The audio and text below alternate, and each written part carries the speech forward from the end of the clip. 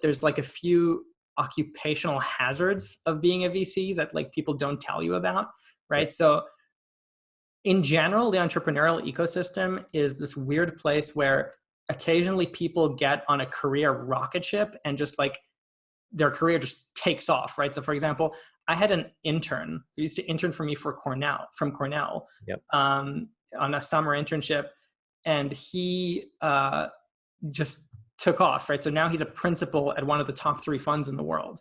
And just like his career has completely took off. Or, you follow these entrepreneurs through exit, where suddenly they go from being this hungry and scrappy little founder who you knew in their jeans and t-shirt to suddenly landing a $500 million exit, right? And this person who you knew is just suddenly just worth $100 million. Right. Or, you work with extremely capable people who it's hard not to benchmark yourself against and get a little depressed, right? So for example, one of the partners at my fund created a $5 billion company.